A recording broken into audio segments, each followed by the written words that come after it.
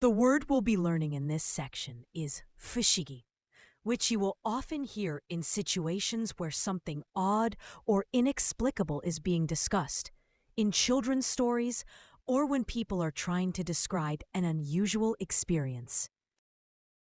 The word fushigi means something mysterious, strange, or unexplainable. It's often used to describe things that are puzzling or beyond ordinary understanding. The first kanji means not, or a negative prefix. It turns ideas into their opposite or absence.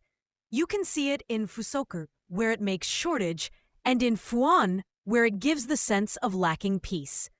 The second kanji means to think or feel, and points to mental activity. It appears in shiko, to mean thinking or thought, and in omoide, to show something remembered in the mind. The third kanji means discussion or deliberation and is used in words about talking things over. It shows up in kaigi, for meetings, and in giron, where it marks debate or argument. He is a mysterious person.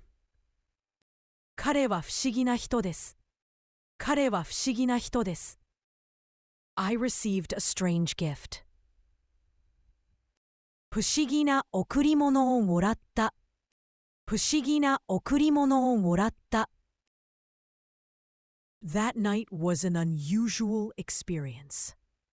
あの夜は不思議な経験だった。あの夜は不思議な経験だった。I saw a land of mystery.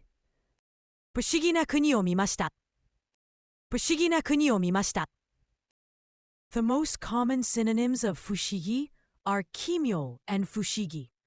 Kimyo means strange or odd, often implying a sense of weirdness.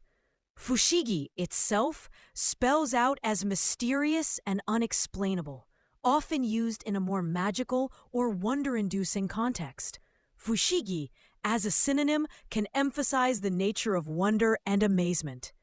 The most common antonyms of the word fushigi are futsu.